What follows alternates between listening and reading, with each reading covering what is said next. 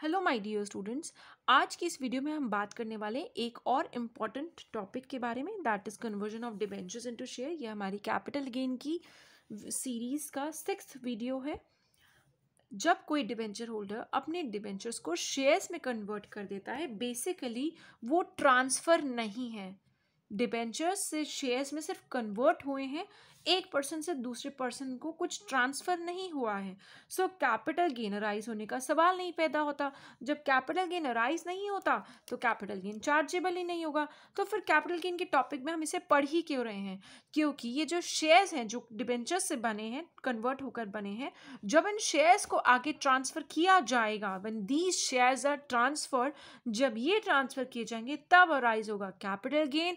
और जिस साल ये ट्रांसफ़र किए जाएंगे, any and the chargeable in the previous year in which the shares are transferred, जिस प्रीवियस ईयर में ये शेयर्स किसी और को ट्रांसफ़र किए जाएंगे, उस प्रीवियस ईयर में इस कैपिटल गेन पर टैक्स लगेगा। अब सवाल आता है कि हम कैपिटल गेन निकालेंगे कैसे? इन शेयर्स का कॉस्ट ऑफ एक्विजिशन होगा क्या?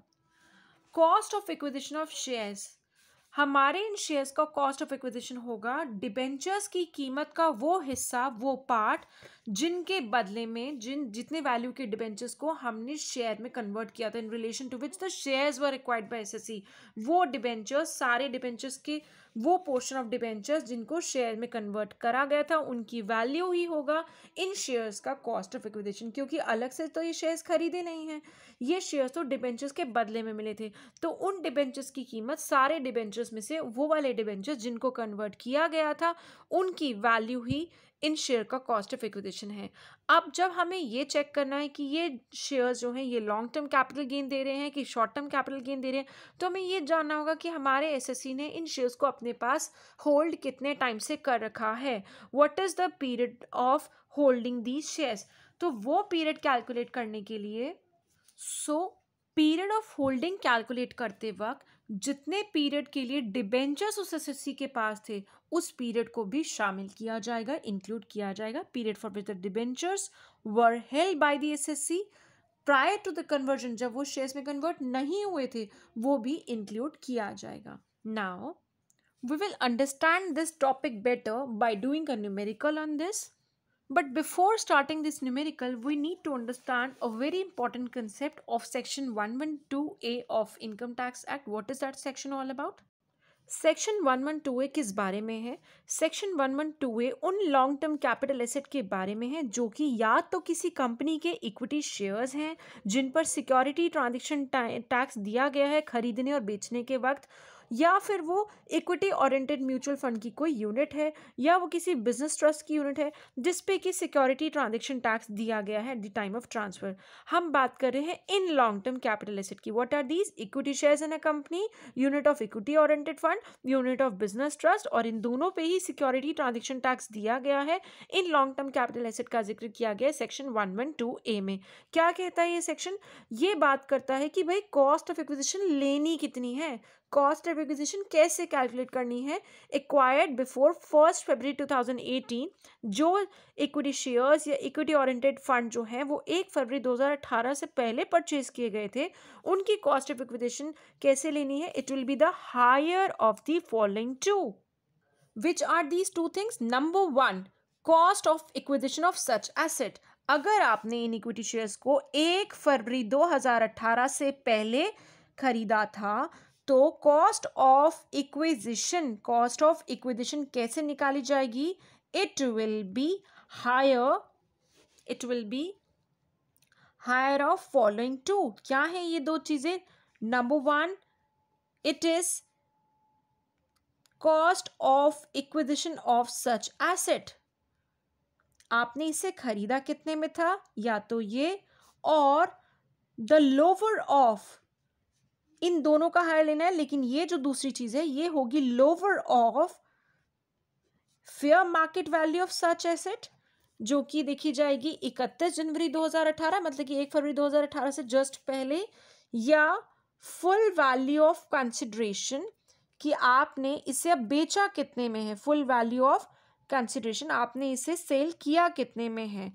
तो इन दोनों में फेयर मार्केट वैल्यू में और आपने इसे बेचा कितने में है, इन दोनों में जो लोअर होगा वो ले लेंगे एंड उसको कंपेयर करेंगे कॉस्ट ऑफ एक्विजिशन के साथ कि आपने वाकई में से खरीदा कितने में था। इन दोनों में जो जो हायर होगा वो ले लेंगे, वो होगी आपकी cost of acquisition. So I am repeating, if these equity shares और इक्विटी ओरिएंटेड फंड की यूनिट या बिजनेस ट्रस्ट की यूनिट अगर आपने 1 फरवरी 2018 से पहले खरीदी थी, in that case your cost of acquisition shall be higher of number 1 cost of acquisition of such asset, आपने उस एसेट को एक्चुअल में एक्वायर कितने में किया था, and number 2 lower of following A and B, या तो fair market of value of such asset जो कि फेयर मार्केट वैल्यू आपको लेनी होगी जिस डेट पर ही आपने सेल किया उस डेट पर वो किस हायर फिगर पर ट्रेड किया गया स्टॉक एक्सचेंज पर, जो कि और अगर वो नहीं दिया हुआ मैक्सिमम केसेस में आपको 31 जनवरी 2018 की डेट की फेयर मार्केट वैल्यू दी जाएगी, वो लेनी होगी।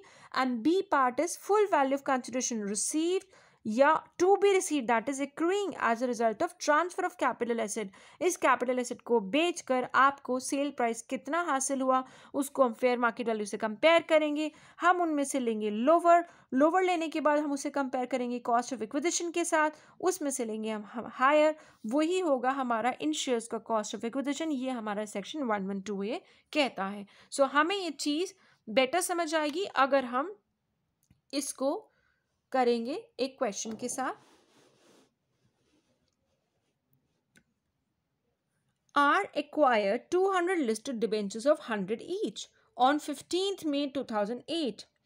50% value of the debentures was converted into 4 listed equity shares of the face value of 10 each on 20th August 2015. R therefore received 800 shares of face value of 10 each and left with the 200 debentures of 50 each. The shares were sold on 20th March 2020 at the rate of 100 per share through recognized stock exchange, and Mr. R paid ₹80 as security transaction tax. Compute the capital gain chargeable for the assessment year 21-22 by assuming the fair market value of the shares as on 31st January 2018 was 70 per share. So, जब debentures को shares में convert कराया गया तो basically ये कोई भी transfer नहीं हुआ, ये कोई ट्रांसफ़र नहीं है, सो कोई कैपिटल गेन नहीं हुआ।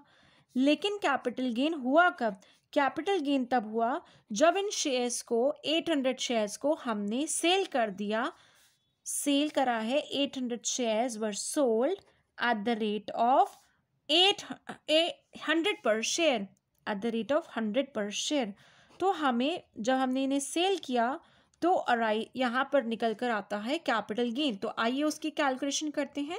उसकी कैलकुलेशन करने के लिए सबसे पहले स्टेप पे हमें लिखना होगा फुल वैल्यू ऑफ कंसिडरेशन। हमने इन शेयर्स को बेचा कितने में है? हमने 800 शेयर्स को बेचा है, ये 800 शेयर थे, हमने इन्हें 100 रुपये पर शेयर के हिसाब से 800 इंटू 100 80,000 रुपीज़ में सेल किया है। देन माइनस करेंगे कॉस्ट ऑफ एक्विजिशन जो कि हमें 112A 112A सेक्शन की बताए गए तरीके से वर्किंग नोट में निकालनी होगी।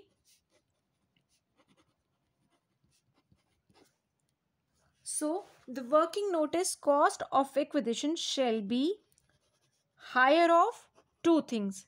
क्या है वो दो चीजें? Number 1 is cost of acquisition. ये शेयर्स खरीदे कितने में गए थे? जब ये शेयर्स खरीदे गए थे, ये जो डिबेंचर्स थे दीज वर 200 इंटू 50। कुछ 50 वैल्यू वाले तो हमने छोड़ दिए थे उसके पास, लेकिन 200 इंटू 50 जो 200 इंटू 100 वाले थे उसको आधा उसने रिडीम उसको कन्वर्ट करा लिया था इंटू शेयर्स। तो 10,000 रुपये के डिबेंचर्स को उसने शेयर में कन्वर्ट कराया है। So the cost of acquisition जो उसको पड़ गई है that is 10,000 rupees divided by 800 shares, मतलब कि 12.5 रुपये पर शेयर। देन ये तो हो गई कॉस्ट ऑफ एक्विजिशन। हमें या नंबर 1 का हायर लेना है, 1 और 2 का हायर लेना है। 2 नंबर पे क्या है? Lower of following. उसमें 2 पार्ट क्या है? For the A part is कि उसकी फेयर मार्केट वैल्यू 31 जनवरी 2018 18 को कितनी थी? दैट वाज 70 पर share.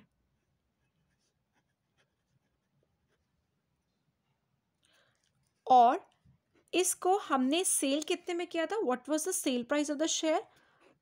What was the consideration receive for the share? हमने इसे फर्दर 100 रुपीज़ पर शेयर में सेल किया है।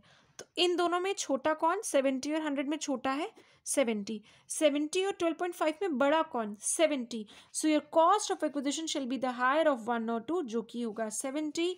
इसको आप यहाँ से लेस करोगे 800 into 70, it will B 56,000। Less करके आपका लॉन्ग टर्म कैपिटल गेन निकल कर आता है 24,000। लॉन्ग टर्म इसलिए बोला क्योंकि जो उसके डिबेंचर्स को उसके होल्ड करने का पीरियड है, हमने उसको भी इंक्लूड करते हुए ये पाया है कि इसने 12 मंथ से ज़्यादा इन शेयर्स को होल्ड किया है, इसलिए ये होगा long term capital gain. I hope you understand the whole point of conversion of debentures into shares. In case you have any query, please put your queries in the comment section below. Thanks for watching. Stay connected, and in my next videos I'll be talking about the depreciable asset, the block of assets, and few more special provisions, and then I'll be talking about exemption, and in the last video I'll be talking about the tax calculation part on these capital gain. Thanks. Bye bye.